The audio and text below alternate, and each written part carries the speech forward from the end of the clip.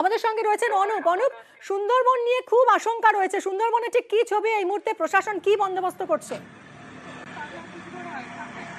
মিমি দেখো, প্রশাসনের পক্ষ থেকে ইতিমধ্যে সব রকমই ব্যবস্থা করেছে। একদিকে যেমন আইলা ফ্লাড সেন্টার থেকে শুরু করে বিভিন্ন বিদ্যালয়গুলি তারা কিন্তু ইতিমধ্যে প্রস্তুত রেখেছে।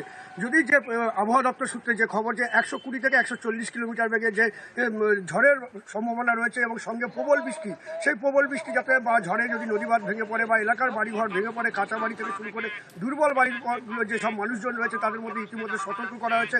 নদীবাঁধ এলাকায় এবং বিভিন্ন নৌকাঘাট থেকে শুরু করে বিভিন্ন এলাকায় কিন্তু পুলিশ প্রশাসনের পক্ষ থেকে মাইকিং শুরু করা হয়েছে এবং ব্লক প্রশাসনের পক্ষ থেকে বিভিন্ন সেন্টারগুলি সেগুলি নজরে রাখা হয়েছে এবং প্রশাসনের পক্ষ থেকে মানুষজনকে তারা তৈরি রেখেছেন। ডিজাস্টার ম্যানেজমেন্ট থেকে শুরু করে এনডিআরএফ এর লোকজনও কিন্তু ইতিমধ্যে প্রস্তুত হয়েছে বলে ব্লক প্রশাসন থেকে আমরা জানতে পারছি। তবে বিভিন্ন পঞ্চায়েতের পক্ষ থেকে তারাও কিন্তু সতর্ক করেছেন এলাকার মানুষজনদের, কারণ যেভাবে আমফান, বুলবুল, ইয়াসের মতন প্রাকৃতিক দুর্যোগ সুন্দরবনের উপকূলবর্তী এলাকা থেকে বয়ে গেছে, সেই ক্ষয়ক্ষতি কিন্তু আশঙ্কা রয়েছিল এবং সেই ক্ষয়ক্ষতি মানুষজন কিন্তু যথেষ্ট সেখান থেকে ফিরেছে। তবে আবারও যদি সেই প্রাকৃতিক দুর্যোগে মানুষ আবার সর্বস্ব হারিয়ে ফেলে, সেই কারণে প্রশাসনের পক্ষ থেকে আগাম সতর্কবার্তা দেওয়া হয়েছে এবং তাদের প্রস্তুতি রাখা হয়েছে। মিমি,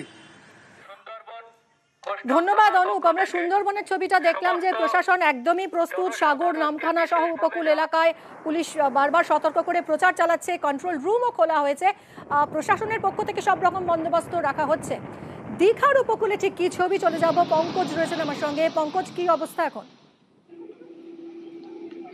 দেখো, দীঘাতে কিন্তু জলোচ্ছ্বাস, সকাল থেকে কিন্তু জলোচ্ছ্বাস রয়েছে, যেখানে সৈকত নগরী সুন্দরী দীঘা উত্তালও রয়েছে, ঝড়ো হাওয়া রয়েছে, মেঘলা, যেখানে কালো মেঘ করে মধ্যে কিছুক্ষণের আগে কিন্তু বৃষ্টি, যেখানে ব্যাপক বৃষ্টি হলো দীঘা সৈকত নগরী সুন্দরী দীঘা জুড়ে কিন্তু ব্যাপক বৃষ্টি হয়েছে। প্রশাসনের পক্ষ থেকে বিশেষ তৎপরতা রয়েছে, যেখানে জেলা পুলিশ প্রশাসন এবং যে দীঘা মোহনা থানা এবং দীঘা থানার পক্ষ থেকে বিশেষ সতর্কতা জারি রেখেছেন এবং ইতিমধ্যে একটি এনডিআরএফের একটি দল এসে হাজির হয়েছে, যেখানে ত্রাণ শিবিরও খোলা হয়েছে, যেখানে শুকনো খাবারের ব্যবস্থা রাখা হয়েছে যাতে কোনো অপ্রীতিকর ঘটনা না ঘটে। সেক্ষেত্রে সমুদ্রে যেরকম তুমি দেখতে পাচ্ছ জলোচ্ছ্বাস হচ্ছে এবং যেখানে আজকে শনিবার, যেখানে পর্যটক উইকেন্ডে পর্যটকও ভিড় রয়েছে, তার ক্ষেত্রে জলোচ্ছ্বাস দেখার জন্য ভিড় জমিয়েছে যথেষ্টই কিন্তু পর্যটক। সমুদ্র সৈকত যেখানে শঙ্করপুর মন্দারমণি এবং তাজপুর জুড়ে কিন্তু বিশেষ রক্ষণাবেক্ষণ করছেন, যেখানে প্রশাসন বিশেষ তৎপর রয়েছে।